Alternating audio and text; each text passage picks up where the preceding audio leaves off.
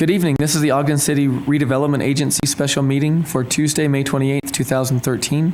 Let the roll call reflect that all board members are present, and Board Member Gochner will be participating via teleconference. First is approval of minutes. The minutes of the regular meeting of June 12th, 2012. Board Member Van Hoosier. These minutes are correct. Okay. And the minutes of the joint study session of August 14th, 2012. Board Member Heyer. Yes, Chair, I have reviewed those minutes and found them to be accurate. And with that, I would recommend that we approve both the minutes of June 12th and August 14th. I'll second it. We have a motion from Board Member Heyer to approve the minutes and a second from Board Member Wicks. This is a voice vote. All in favor? Aye. Any opposed? Thank you. That passes. Next is reports from administration. Mr. Cooper and Mrs. Johnson, if necessary. She'll correct anything he messes up.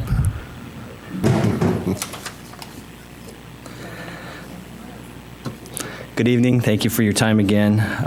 Appreciate your patience.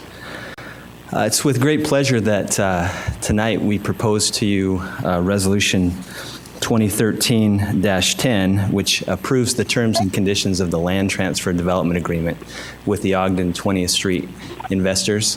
I'd also like to recognize part of that team is here tonight. We have Mr. Cameron Gunter, who is the president of PEG Development, Dale Campbell, president of R&O Construction, and Ryan Simmons with PEG Development. So we appreciate their time.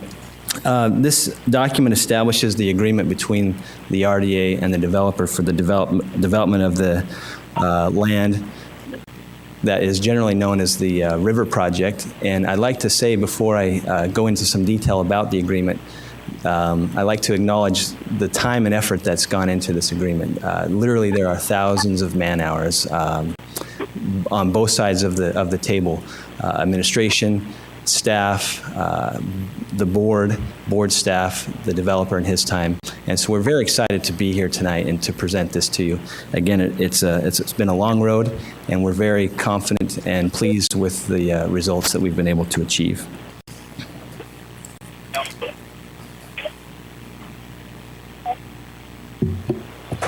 So let me start by just giving you a brief perspective of the project area. You've seen this map before. This is, in general, the 60-acre master planned project area, which is from Washington Boulevard to Wall Avenue, 18th to 20th. Inside of that, inside the red box, is the subject property, which is the subject of the LTDA. There are 52 properties that are owned by the developer. There are 23 properties that are owned by the agency. 4 of those properties, 4 of the developer-owned properties are in the park, and there's also 4 parcels that are owned by third parties, all of which are subject of the LTDA. I mentioned that the LTDA is between the board, the RDA, as well as the 20th Street, Ogden 20th Street investors. It also has an exhibit that's attached to it, which we'll address in a moment, which is the Mixed Use Master Development Agreement, or the MUMBA, which we effectively call it. This slide is just a general layout of the organization of the Ogden 20th Street investors. It's a new entity that has been created just for the single purpose of the development of this project. Inside of that entity, you have other entities. R&O Construction owns 75% of Ogden 20th Street. PEG Development owns 15%, and also, R&O owns 15%. PEG Development owns 10%, and Ogden Riverwalk owns 75%. So in terms of the critical points of the agreement, there are 4. The agreement addresses the demolition liens that were placed on the developer-owned parcels back in 2009. It also addresses the exchange of the park parcels that the developer owns, which are needed to continue the development of the High Adventure Park. It contemplates the exchange of agency-owned parcels that are needed to make a contiguous land mass so that the developer could then move forward with his plans. And then it also discusses incentives that have been negotiated, one of which is $1.5 million cash incentive that is being sourced through a TIF bond, and also tax increment incentive that would come over time to the developer through the efforts of his development. So briefly, as we address each one, the demolition liens, again, were part of the work that was conducted by the city to demolish the homes that once existed on the parcels. The cost of that was then associated with each parcel for the cost of the work. That was placed on each parcel in the form of a lien. That lien, it was necessary for that lien to be removed in order for additional and other taxes to be paid, and also to allow the agreement to go forward. And so in this agreement, we have negotiated a deal that allows the taxes in the amount of the demo liens to be moved into a trust deed and promissory note. In fact, we have done step one in that process. There has been a trust deed and an interim promissory note signed by the city and the developer, the RDA and the developer, and recorded against the property. That has a maturity date of the end of this year and was intended to be replaced by a permanent promissory note that's attached to the LTDA, in which we have signed currently. In addition to the promissory note and the trust deed, as development happens, which is the intent of this agreement and the intent of both parties, there will be a release of both the claim on the properties through the trust deed and also the security that's associated with it in the form of the promissory note. The trust deed would be released in a phased manner. So as the developer brought forth phased sections of the property for approval, will be certain parcels that the developer owns that are associated with that phased approval. Any claim on the property that we have would be released at the time of the approval for that phase. The promissory note, however, will remain in its full amount intact for the duration of the development until the developer reaches a completion point that's described in the agreement, which essentially consists of the development between 18th and 20th Grant and Childs. So the process by using phases here, that protects the city a little bit in this aspect here, doesn't it? It does. We understand that they need our property in order to perfect the development and to see their vision come about. And so instead of conveying that property at once all up front, we've limited the risk to the agency by releasing the ownership of that property as it is associated to the phase that it's in.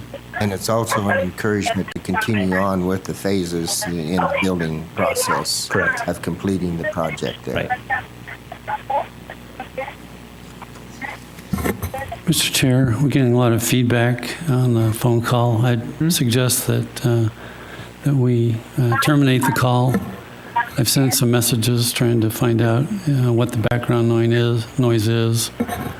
So for the moment, then we can proceed. Okay.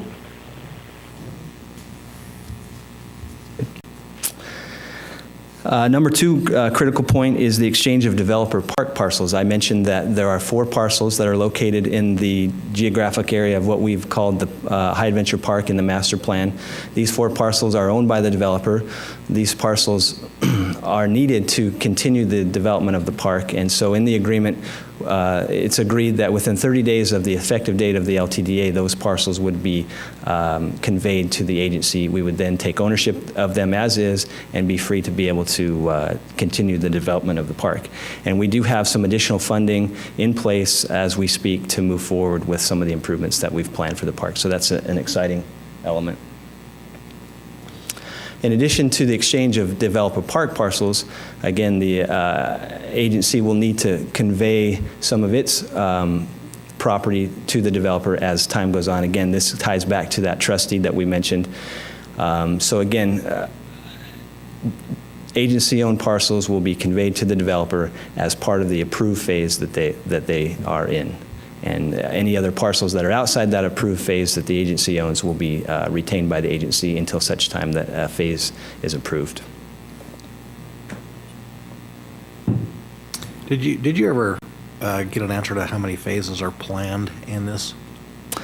Not as of yet. Okay, At least one, so we're making progress. okay. So the fourth and final deal point in the agreement is the agency incentives that come in the form of a monetary incentive.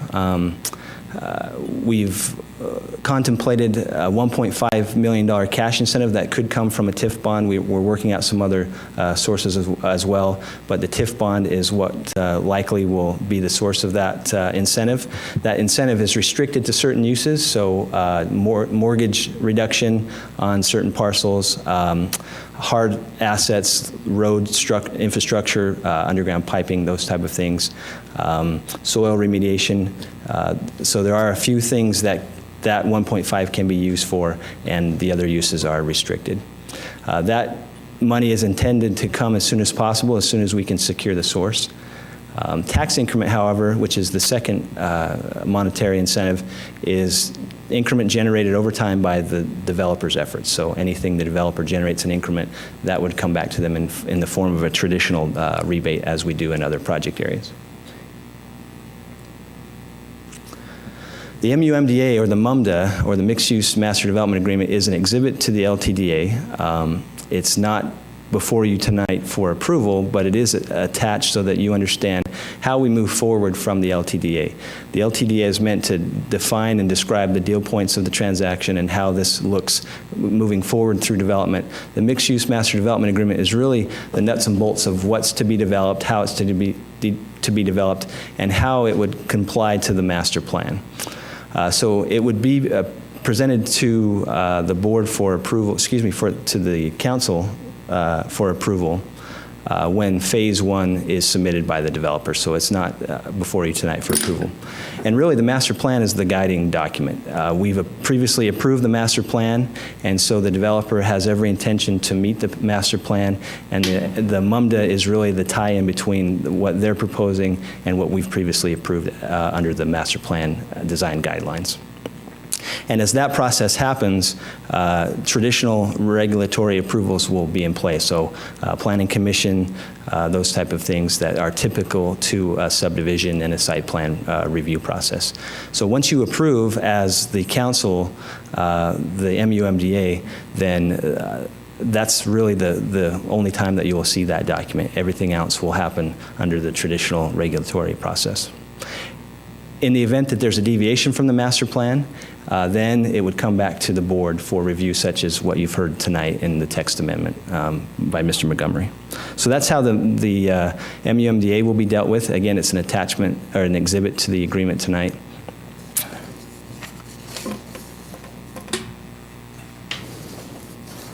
And I believe that's all the deal points.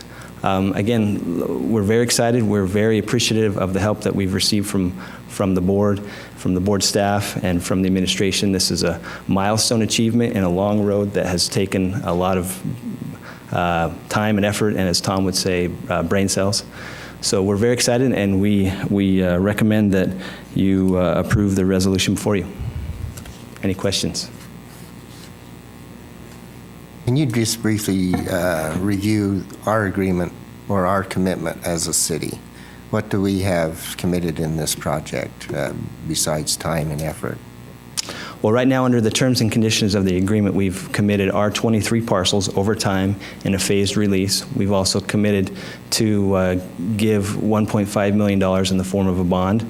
We've also committed to redirect any increment that's generated by the developer to the developer over the time remaining in the project area period. Those are the deal points. We've also agreed to release the demolition liens in the form of a promissory note as a certain level of development is reached. Any other questions? Okay, thank you. And any further discussion? I think we talked about one protecting aspect for Ogden City is that we're doing this in phases.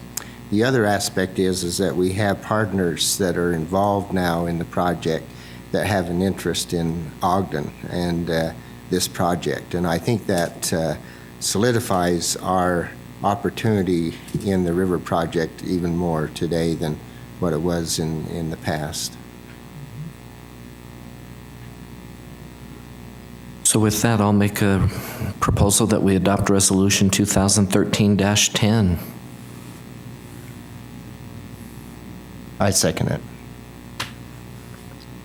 Didn't we have, Yeah, there's some additional language we need to be. language there?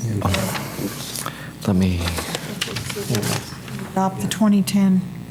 so I move that we adopt the Resolution 2013-10 approving the land transfer and development agreement with the Ogden 20th Street investors with the understanding that the exhibits to the agreement that require signatures will be updated to include copies of the fully executed documents.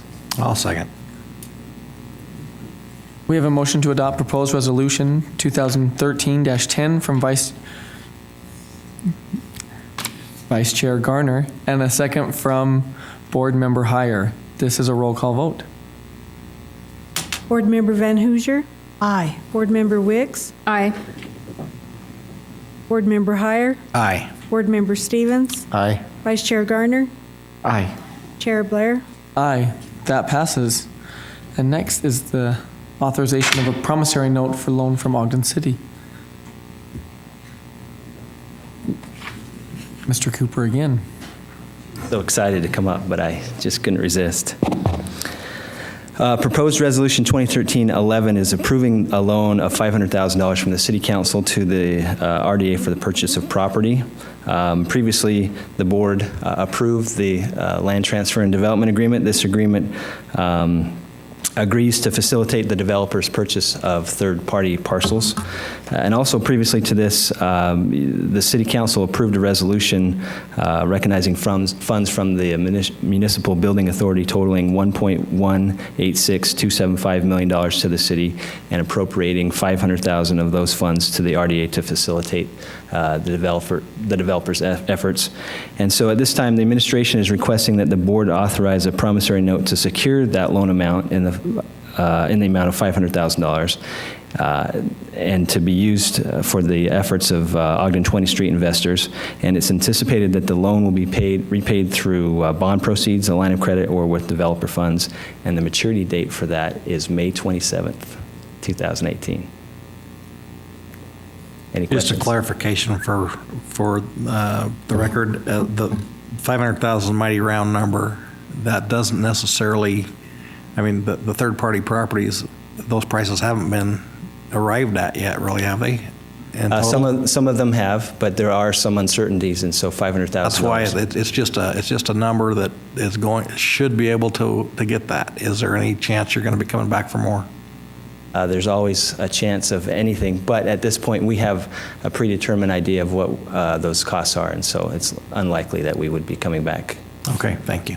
And with this, we said the promissory note, maturing in 5 years, but it could be paid off even sooner. It probably will be. Yeah. Let me just clarify one other thing, and that is, with what we know now, this is all we need. But, tomorrow something else could happen, and then we might be back. I just want to make sure we cover Brandon there a little bit. Thanks. Any other questions? Okay. Thank you. Any further discussion?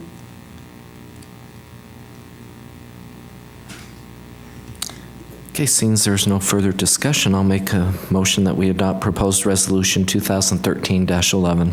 I'll second. We have a motion to adopt proposed resolution 2013-11 from Vice Chair Garner and a second from Board Member Heyer. This is a roll call vote. Board Member Wicks. Aye. Board Member Heyer. Aye. Board Member Stevens. Aye. Board Member Van Hoosier. Aye. Vice Chair Garner. Aye. Chair Blair. Aye, that passes. Next is a public hearing on proposed resolution 2013-9, amending the FY 2013 budget by including additional revenue in the amount of $500,000. Ms. Johnson. That you've heard a multitude of presentations on this. This is the final step in this budget amendment where it started with the MBA, flowed to the general fund, and now it flows into the RDA budget. So we request authorization to move that money through budget amendment into the RDA of $500,000, and it would be appropriated for the purchase of land, as been explained earlier. Any other questions on that? Thank you. Thank you. This is a public hearing, so we will now accept public input. Seeing none, I'll move to close the public hearing. And I'll second that. We have a motion to close the public hearing from Board Member Heyer and a second from Vice Chair Garner. This is a voice vote. All in favor? Aye. That passes. Or any opposed? That passes. Now, any further discussion? No, I would move that we adopt proposed resolution 2013-9. I'll second it. We have a motion to adopt proposed resolution 2013-9 from Board Member Heyer and a second from Board Member Van Hoosier. This is a roll call vote.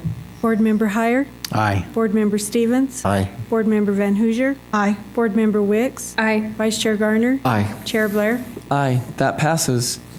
Next is public comments. This is an opportunity to address the board regarding your concerns or ideas for the Ogden Redevelopment Agency. City Council concerns should be expressed during a City Council meeting. Please state your name and address for the record and limit your comments to 3 minutes. Time is yours. Seeing none. Any comments from the RDA Executive Director? I do. This is a historic day. I agree with Brandon entirely. This is a great day for everybody that's worked on it. I think back to a year ago, we had 16 people sitting around a conference room, and when I did the math, I think it was 2-1 in favor of the attorneys to just regular administration and staff. That does not bode well for a project's or any project success.